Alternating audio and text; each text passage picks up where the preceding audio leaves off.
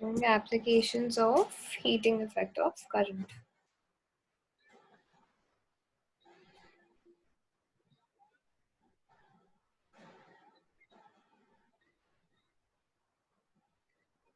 First,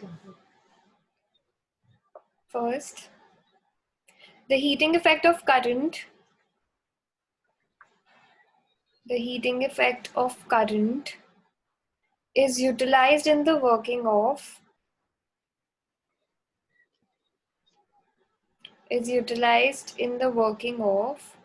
electrical heating appliances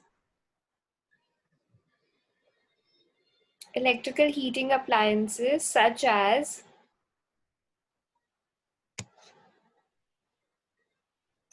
as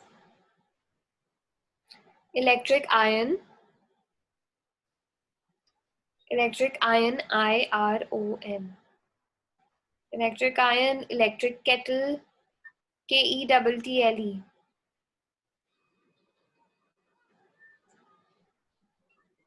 electric toaster,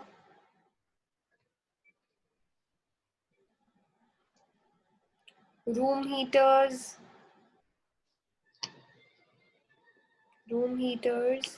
geysers, GEYSERS, geysers, etc. जब हमने heating effect पढ़ना start करा था तब मैंने ये एक्सप्लेन करा था कि ये सारे जो अप्लायंसेस होते हैं जिनका काम ही हीटिंग पे डिपेंडेंट है, इसमें नाइक्रोम यूज होता है. Nichrome is an alloy. Nichrome का रेजिस्टेंस ज्यादा होता है कंपेयर टू नॉर्मल मेटल्स. तो क्योंकि इसका रेजिस्टेंस ज्यादा होता है कंपेयर टू नॉर्मल मेटल्स, वो उसको ज्यादा अपोज करता है, तो हीट अप जल्दी होता है, और हीट अप जल्दी होता है तो ये अप्लायंसेस हीटिंग में यूज होते हैं.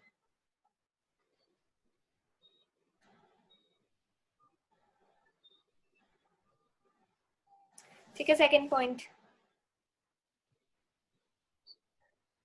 the heating effect of electric current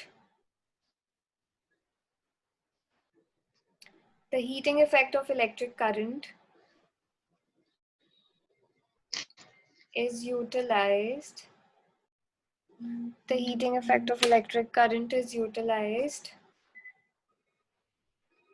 in electric bulbs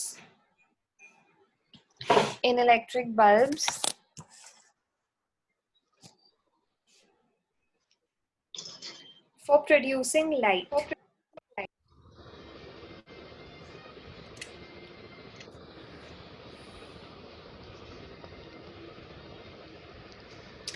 तो ये अब समझना है, ये मैं समझा रही हूँ.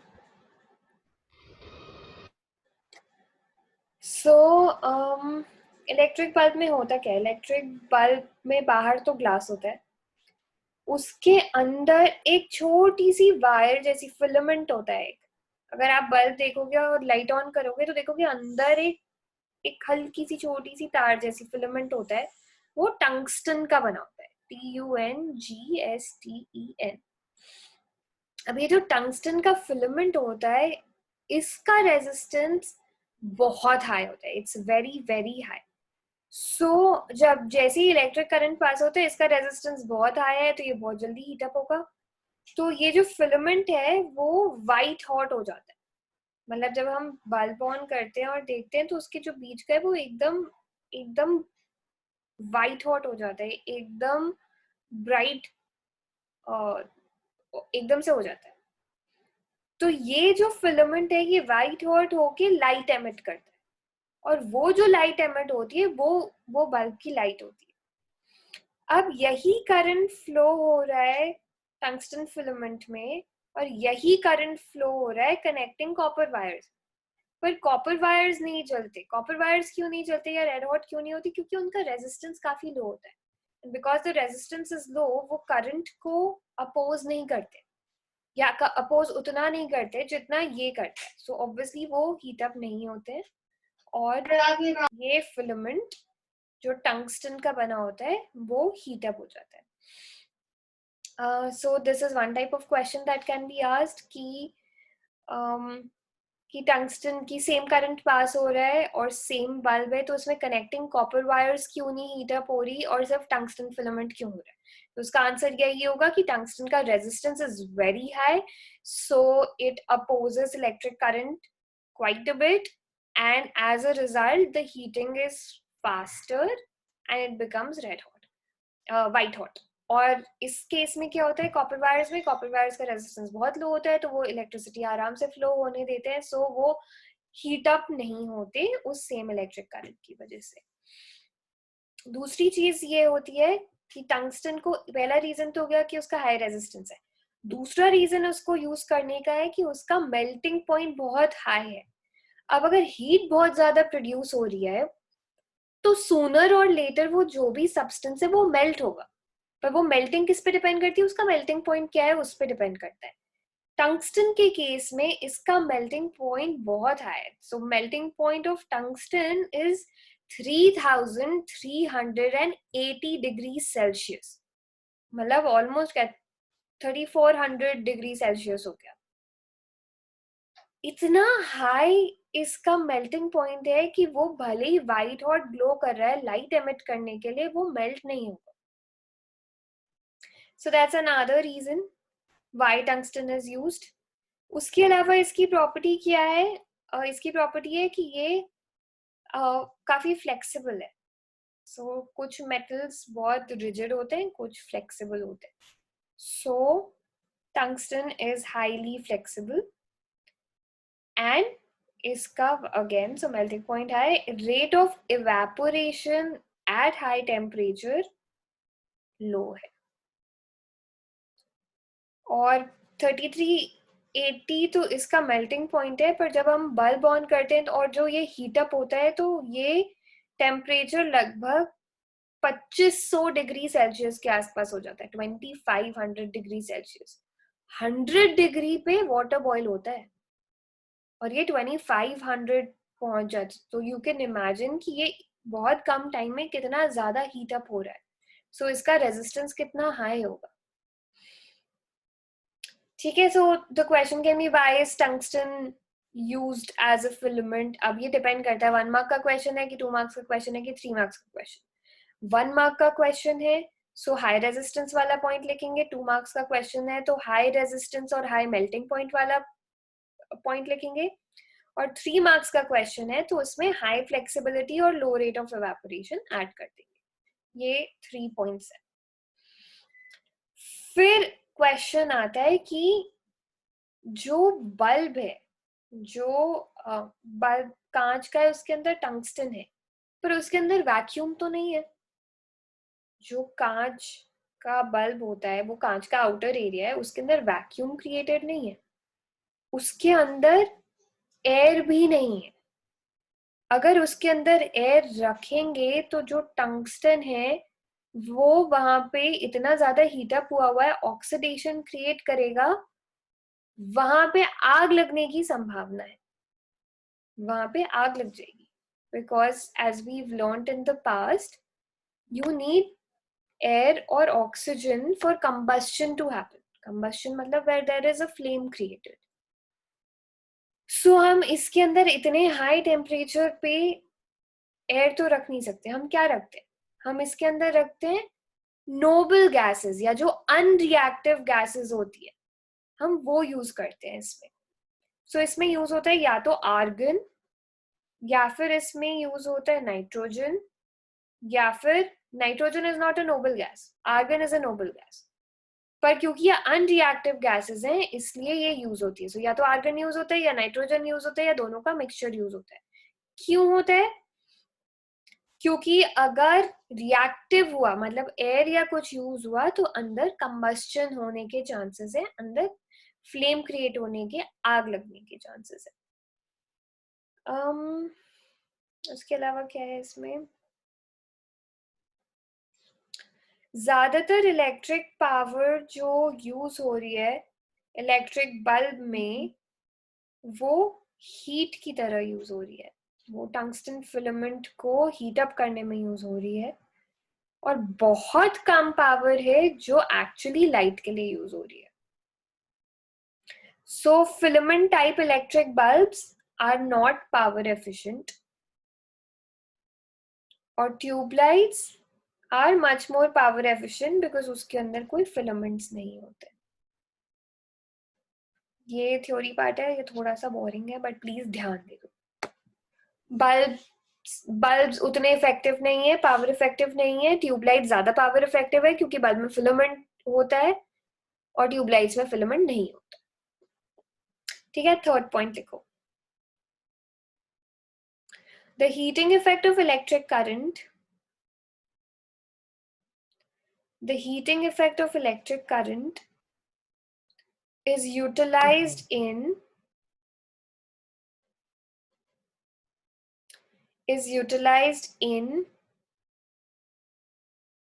electric fuse, F-U-S-E. The heating effect of electric current is utilized in electric fuse for protecting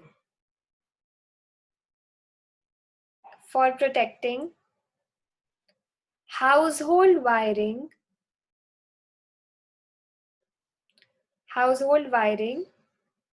and electrical appliances.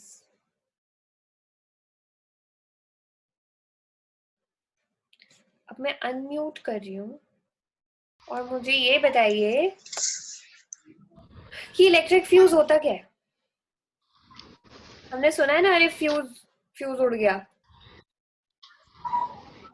या फ्यूज गिर गया, फ्यूज हो गया. क्या होता है फ्यूज का मतलब क्या है, क्यों बोलते हैं, क्या हो रहा है, फ्यूज क्या होता है.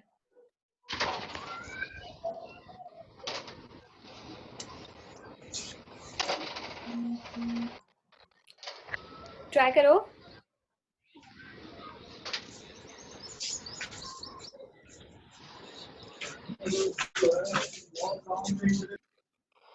ट्राई तो करो ना, नितिन के पास तो नहीं भेजा. लोकेश आंसर तो ट्राई नहीं कर रहा है, क्या कर रहा है. मैं दीप कोई बता रहा है मुझे कुछ कि नहीं.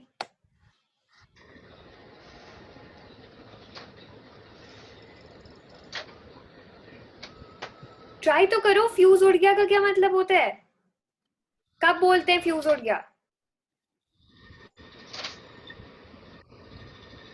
किस जब दीदी सिचुएशन में शॉर्ट बोलते हैं. सर्किट होता है. शॉर्ट सर्किट होता जब है तो क्या शॉर्ट होता है. सर्किट जो ऊपर गया मेरे हाथ से तो फ्यूज उड़ जाता है. हाँ, शॉर्ट सर्किट होता है तो फ्यूज उड़ जाता है, बिल्कुल सही बात है. शॉर्ट सर्किट का क्या मतलब है.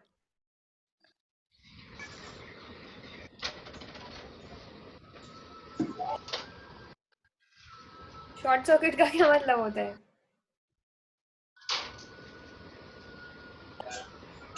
ये नहीं पता दीदी.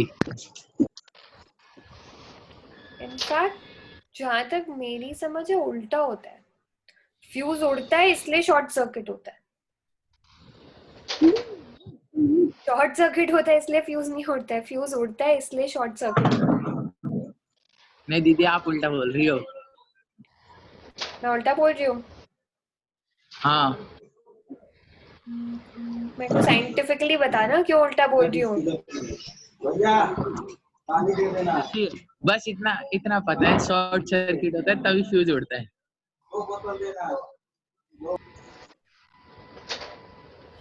ठीक है, सो फ्यूज क्या होता है. फ्यूज होता है बेसिकली एक छोटा सा वायर जैसा होता है कॉपर का, जिसके ऊपर टिन की प्लेटिंग होती है और इसका मेल्टिंग पॉइंट होता है लो. तो जब भी पूरे घर के सर्किट में अगर करंट एकदम से ज्यादा बढ़ गया, मतलब सर्ज बोलते हैं जिसको, सर्ज ऑफ करंट बोलते हैं. करंट अगर एकदम से बढ़ गया तो क्या होगा. करंट अगर एकदम से बढ़ गया तो हीटिंग बढ़ जाएगा. हीटिंग बढ़ जाएगा तो चांसेस है कि या तो आग लग जाए या जो अप्लायंसेस है वो खराब हो जाए, बोलते नहीं वोल्टेज फ्लक्चुएशन हो रहा है या करंट कम ज्यादा आ रहा है, तो जो भी इलेक्ट्रिकल अप्लायंसेस है उनको बंद कर दो। क्यों बोलते हैं? वो इसलिए कि अगर अगर एकदम से करंट बढ़ा या एकदम से घटा या कुछ हुआ, तो वो जो अप्लायंस बना है उसके अंदर जो मेटल्स हैं या जो नाइक्रोम अलॉय वगैरह यूज हुआ है वो खराब होने के चांसेस बढ़ जाते हैं। सो फ्यूज क्या करता है, अगर एकदम से इलेक्ट्रिक करंट घर का बढ़ा, सो जो फ्यूज है उस पे टिन प्लेटिंग करिए जिसका मेल्टिंग पॉइंट लो है। अब क्योंकि उसका मेल्टिंग पॉइंट लो है और एकदम से अगर करंट बढ़ा तो एकदम से हीटिंग होगी और वो मेल्ट हो जाएगा, और क्योंकि वो मेल्ट हो गया वो पूरा जो सर्किट है वो उसको ब्रेक कर देगा, और सर्किट अगर ब्रेक हो गया तो करंट आगे फ्लो नहीं होगा। तो फ्यूज का काम बस इतना ही है कि अगर करंट बढ़ा तो वो एकदम से हीट अप होके मेल्ट हो जाएगा और सर्किट ब्रेक कर देगा। मैं इसलिए बोल रही थी कि फ्यूज उड़ता है तो शॉर्ट सर्किट होता है। आया समझ में सुजीत? सुजीत, हाँ ठीक है, गुड। ये लिख लो आगे, बिकॉज फ्यूज पे भी क्वेश्चन आता है। A fuse is a short length of a fuse is a fuse is a short length of a tin plated of a thin THIN tin plated TIN tin plated copper wire having low melting point.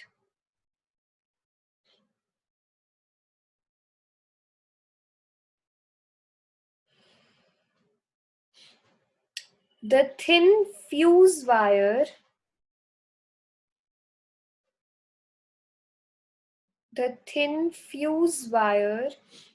has a higher resistance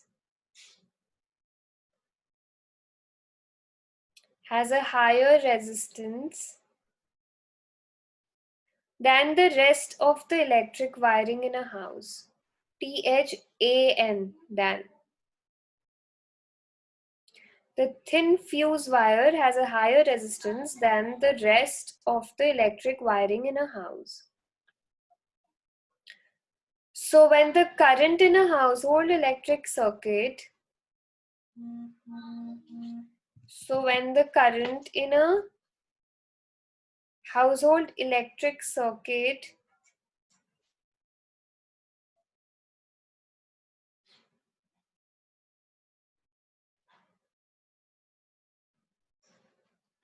rises too much,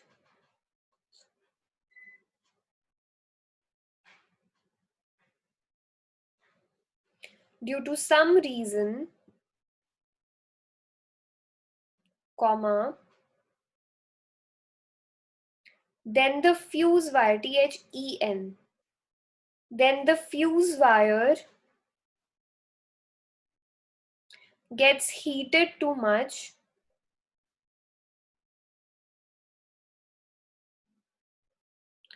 comma, melts, MELTS, melts, and breaks the circuit.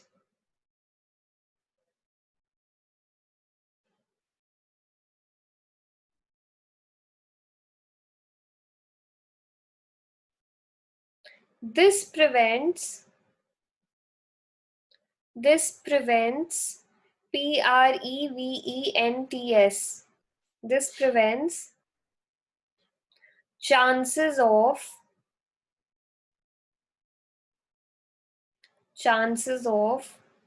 fire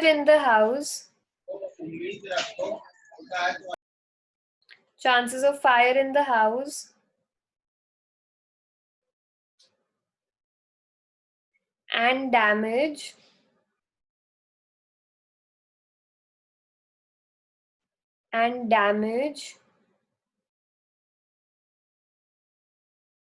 to various electrical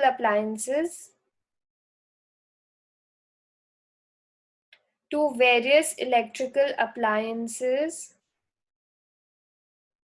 in the house.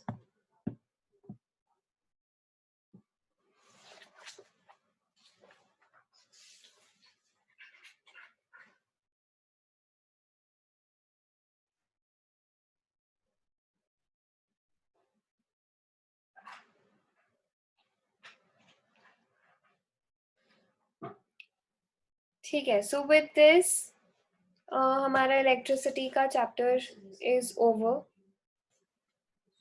सो मैं बोल रही थी questions आते थे. Questions किस type के आते हैं? Why is an electric light bulb not filled with air? Explain why argon or nitrogen is filled in electric bulb. Explain why tungsten is used for making the filaments of electric bulbs. Explain why the current that makes the heater element very hot only slightly warms the connecting wires leading to the heater. State and explain Joule's law of heating. State 3 factors on which the heat produced by an electric current depends. So these are all theory questions. ये questions आते हैं. There is a very high chance that ये questions आए. 1 या 2 mark के questions में आ सकता है name 2 devices. 2 marks का तो नहीं, 1 mark का. Name 2 devices which work on the heating effect of current. तो अब इसमें electric iron, toaster, geyser ये सब आ सकता है. Name 2 gases which are filled in filament type electric light bulbs. So there you have argon and nitrogen. Explain why filament type electric bulbs are not power efficient. ये भी बताया था.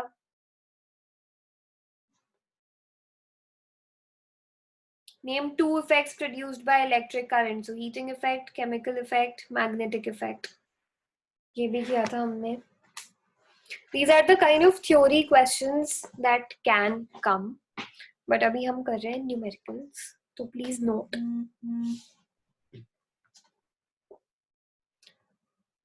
When a current of 4 amperes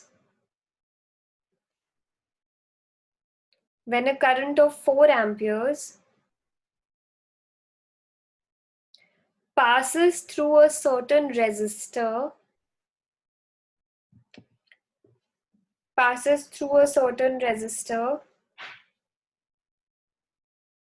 for 10 minutes,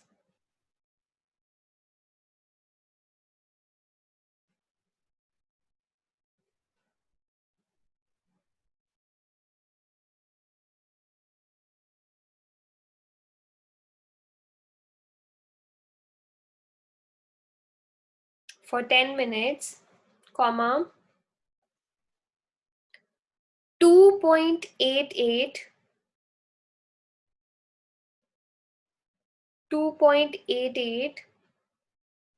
into 10 to the power 4 joules, 2.88 into 10 to the power 4 joules of heat are produced. Calculate A, the power of the resistor,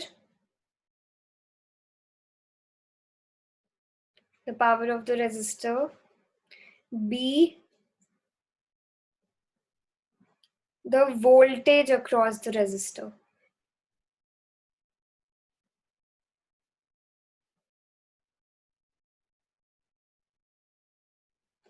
करो solve.